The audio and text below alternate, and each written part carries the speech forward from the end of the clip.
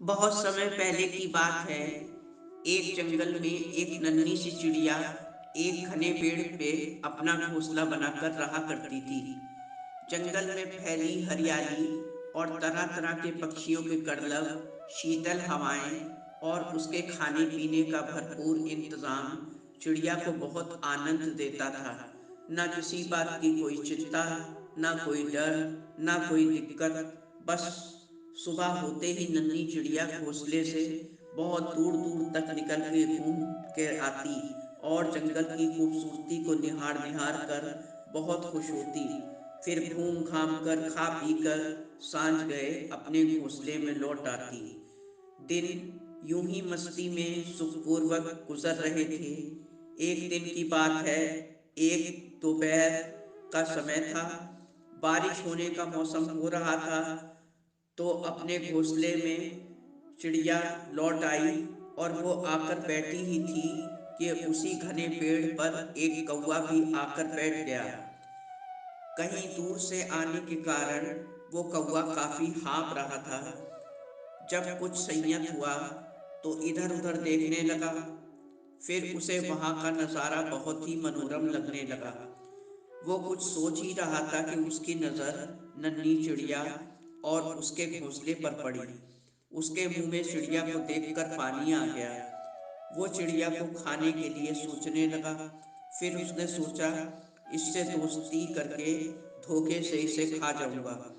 इसी नजरिए से उसने नन्ही चिड़िया के पास जाकर उसकी तरफ दोस्ती का हाथ बढ़ाया और उससे हेलो कहा। नन्ही चिड़िया भी अकेली रह रह कर ऊब चुकी थी। उसने कौवे से पूछा, आप कौन हो, कहाँ से आए हो? तो कौवा बोला, मैं बहुत दूर से आ रहा हूँ, मेरे साथ भी कोई नहीं है, मैं बिल्कुल अकेला हूँ, क्या तुम मुझसे दोस्ती करोगी? तो चिड़िया ने तुरंत दोस्ती के लिए उससे हामी भर दी। अब चिड़िया के घोंसले से कुछ ही दूरी पर कौवे ने भी अपना घोंसला बना लिया। अब दोनों बहुत दूर दूर तक साथ साथ जंगल में घूमने जाते और खूब मस्ती करते।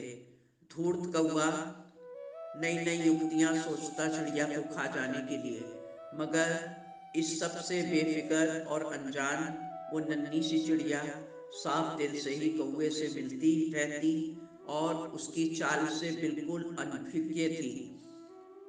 एक दिन कौवा चिड़िया जंगल में उड़ते उड़ते दोनों लोग बहुत दूर निकल आए और एक गांव में पहुंच गए। वो काफी चहल पहल के बीच से निकले। काफी देर इधर उधर उड़ते उड़ते दोनों एक मकान की छत पर जाकर बैठ गए। अब वो दोनों बहुत ज्यादा थक गए थे और भूख प्यास से दोनों का बहुत बुरा हाल था। तभी उनकी नज़र उसी मकान के आंगन में एक चादर पे धूप में फैली मिर्चों पर पड़ी। अब कौवा अपना दिमाग चलाने लगा। उसने सोचा, आज अच्छा मौका है चिड़िया को खाने का। मिर्चें देखकर कौवे ने चिड़िया से कहा कि चलो, आज हम दोनों मिर्चें खाने की शर्त लगाते हैं। हम दोनों में से जो भी ज्यादा मिर्चें खा जाएगा और अगर जीत जाता है तो वो दूसरे को खा लेगा। चिड़िया को बहुत ताज्जुब हुआ कि अजीब सी बात और अजीब सी शर्त रख रहा है। लेकिन कौवे के बहुत मनाने पर चिड़िया आखिर मान गई और दोनों लोग आंगन में उतरकर मिर्चें खाने लगे। मिर्चें बहुत तीखी थी। दोनों की आंखों से मिर्चें खाते खाते आंसू निकलने लगे। लेकिन शर्त तो शर्त थी।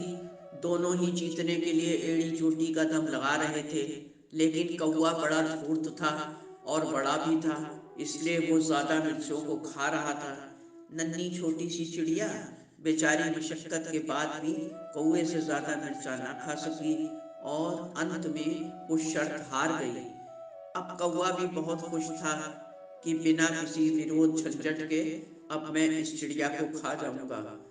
उसने चिड़िया को शर्त की बात याद दिलाई तो चिड़िया ने इस विपत्ति की घड़ी में भी अपना आपा न खोया और कौवे से अपनी जान बचाने की युक्ति सोचने लगी। उसके दिमाग में थोड़ी देर में एक आइडिया आ ही गया। उसने कौवे से कहा कि मिर्चों वाली शर्त तो मैं आपसे हार गई हूँ। अब आप मुझे आराम से और खुशी से खा सकते हो, लेकिन आपको मेरी एक बात माननी पड़ेगी। कौवा तो खुशी से पगलाया हुआ था। उसने चिड़िया से कहा, अरे तुम मेरी दोस्त हो, एक नहीं तुम दो बात मनवा लो। फिर चिड़िया ने उससे कहा, तुम्हारी चोंच बहुत गंदी है, ना जाने तुम क्या क्या खाते पीते रहते हो। ऐसा करो, पहले तुम अच्छी तरह अपनी चोंच धोकर आओ और फिर मुझे आराम से खा लो। पहले कौवे ने सोचा कि चिड़िया मजाक कर रही है, लेकिन चिड़िया की जिद पर कौवा उसकी बात मानकर उसे उसी मकान की छत पर बैठाकर चोंच धोने के लिए एक नदी के किनारे जा पहुंचा। कौवे ने नदी से चोंच धोने के लिए पानी मांगा तो नदी बोली, मैं तुम्हें पानी तो दे दूंगी, मगर पहले तुम एक मटका ले आओ। अब कौवा उड़ता उड़ता एक कुम्हार के पास जा पहुंचा और सारी बात बताकर उससे बोला, मटके के बिना नदी मुझे पानी नहीं दे रही, आप मुझे एक मटका दे दो। तो कुम्हार ने कुछ सोचकर कौवे से कहा, मैं तुम्हें मटका जरूर दे दूंगा, लेकिन ऐसा करो, पहले तुम मुझे मटका बनाने के लिए कहीं से अच्छी सी मिट्टी ला कर दो। अब कौवा दिल ही दिल बहुत झल्ला गया, लेकिन मिट्टी तो उसे लाकर देनी ही थी। सो फिर वो मिट्टी की तलाश में उड़ चला और उड़ते उड़ते वो काफी दूर निकल आया। अब उसे नीचे एक खेत दिखाई दिया जो सिंचा हुआ था, तो वो वहीं उतर गया खेत में और चोंच से मिट्टी खोदने लगा। तो जमीन ने कहा कि सारी दुनिया जानती है तुम कितने गंदे हो और गंदी गंदी चीजें और खराब खराब चीजें खाते हो। अब अपनी इस गंदी चोंच से तुम मुझे खोद रहे हो। जाओ और जाकर पहले एक कुदाल लेकर आओ, अगर तुम्हें मिट्टी चाहिए। तो कौवे की हिम्मत और धैर्य अब जवाब देने लगे, लेकिन अगले ही पल चिड़िया को खाने की शर्त याद आ गई, तो वो कुदाल लाने के लिए वहां से उड़ चला। काफी दूर उड़ने के बाद उसे एक लोहार नजर आया, तो वो खुशी खुशी जल्दी से उसके पास जा पहुंचा और अपनी व्यथा कह सुनाई। लोहार कुछ सोचने लगा, फिर उसने कौवे से कहा, तुम इतना कह रहे हो तो कुदाल मैं बना तो दूंगा, लेकिन पहले तुम मुझे आग ला कर दो, तभी मैं कुदाल बना पाऊंगा। अब फिर कौवा परेशान सा इधर उधर आग की तलाश में भटकने लगा। काफी जतन के बाद उसे एक घर में एक किसान की बीवी खाना पकाते हुए नजर आई। वो चूल्हे पर खाना बना रही थी, चूल्हे में आग जल रही थी। फिर वो उस किसान की बीवी के पास जाकर गिड़गिड़ाने लगा और उससे आग देने की विनती करने लगा। तो किसान की बीवी को उस पर तरस आ गया। उसने चूल्हे से आग में जलती हुई एक लकड़ी उठाकर कौवे को दे दी। अब कौवे ने चोंच में जलती लकड़ी उठाई और जल्दी से जल्दी लोहार के पास जाने के लिए तेजी से उड़ चला।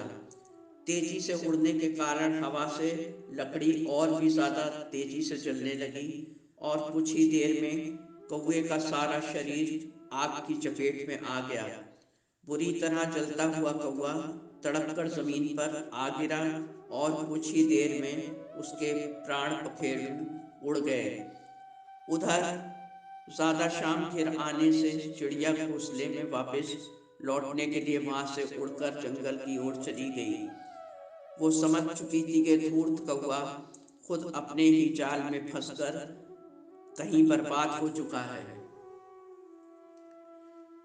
दोस्तों, उम्मीद है कि मेरी कहानी आपको पसंद आई होगी। चैनल को सब्सक्राइब और वीडियो को लाइक करना ना भूलें। हमेशा आपके सुख और शांति, अच्छे स्वास्थ्य की कामना करती हूँ। धन्यवाद।